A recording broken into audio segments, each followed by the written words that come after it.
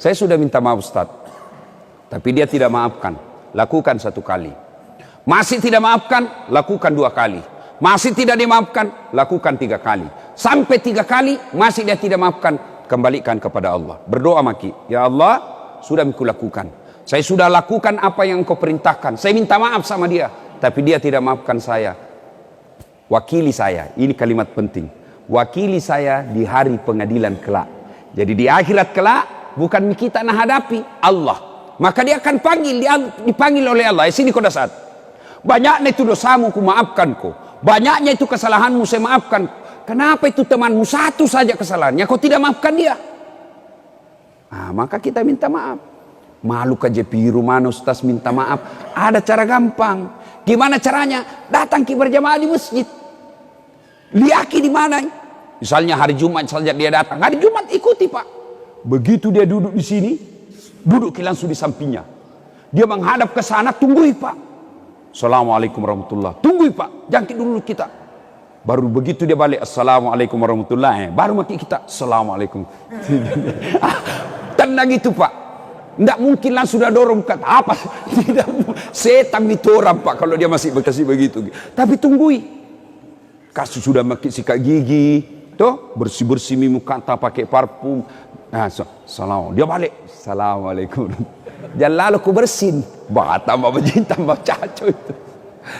Wa'tasimu bihablillahi jami'an wa la tafarraku.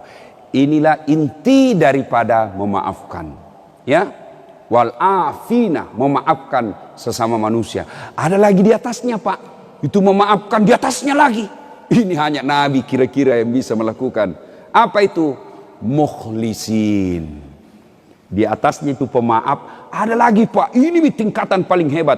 Mukhlisin. Innallaha yuhibbul mukhlisin. Innallaha yuhibbul mukhlisin. Apa itu mukhlisin? Bukan cuma memaafkan. Setelah dia maafkan, dia berbuat baik sama itu orang. Wah, ini tingkat para nabi. Gampang dia omongkan tapi susah diaplikasikan. Mana contohnya? Coba ingat kisahnya Taif. Dilempari Pak. Datang balat bantuan. Jibril berkata, Muhammad, saya diperintah Allah untuk hancurkan ini. Kau berdoa saja, aku hancurkan ini orang Taif. Apa kata Nabi? Jangko.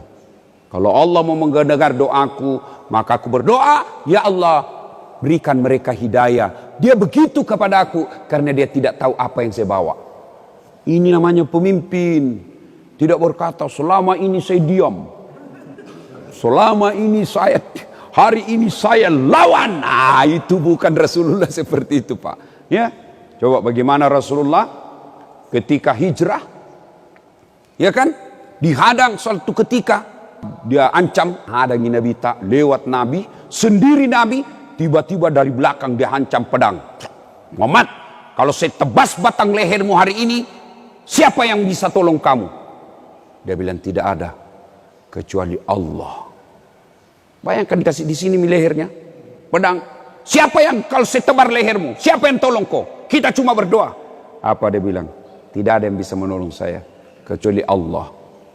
Begitu dia sebut Allah, bergetar tangannya ini yang ngancam. Jatuh pedangnya. Begitu jatuh pedangnya, tiba-tiba Nabi ambil tuh perang. Balik. Langsung nak kasih begini. Sekarang kalau kuat tebas lehermu, siapa tolongku? Nabi bilang, tena, tidak ada. Maafkan saya Muhammad. Nabi bilang, saya maafkan kau. Lain kali jangan begitu Coba bayangkan. Itulah yang menyebabkan Rasulullah dicintai bukan saja oleh umatnya, tapi juga oleh musuh-musuhnya.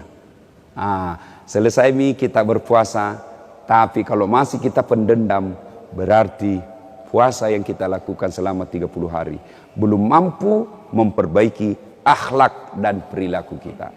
Demikian, mudah-mudahan ada manfaat. Saya memang sengaja tidak memberitahukan. Jadi tadi malam saya ada komunitas namanya Suling, Subuh Keliling. Subuh Keliling. Ya, kita pindah-pindah masjid, dari masjid ke masjid. Tadi malam saya jam-jam 10 kira-kira diskusi di grup. Di mana ini masjid? Ada yang dibilang kompleks Unhas, Taman Andrea. Ada yang bilang bahaya musim hujan. Padahal ku tahu hujan tadi kan alasan. Padahal alasannya itu jauhi. Cuma tidak mau bilang jauh. Padahal sanang tomak, aku bilang iya musim hujan ki. Kemudian ada yang bilang ini, saya langsung usul, bagaimana kalau di kompleks ini ada masjid cantik. Akhirnya disetujui di sini ya. Ini kan pengurus-pengurusnya ini, saya lihat ini orang-orang yang pengurus masjid kan sudah tua-tua semua Pak ya. Itu Pak, kalau tua kita urus masjid Pak, tanam perasaan tak. Coba lihat Pak, ada orang pensiun tidak masuk ke masjid Pak, mukanya itu kusam, gelisah hidupnya, tidak bisa tentram, selalu terbayang-bayang sakut mati. Tapi kalau Bapak yang aktif di masjid Pak, tidak takut mati itu, sudah merasa tenang, sudah siap menghadapinya. Muka-muka Bapak inilah ya. Ini salah satu yang menyebabkan umur panjang, silul arham, sambungkan persaudaraan. Kenapa bisa? Karena di situ ada doa sesama muslim. Ajal itu Allah yang tentukan ya. Demikian, mudah-mudahan ada manfaat. Sebarkan, lalu bikin tulis di bawahnya, jangan lupa like and share.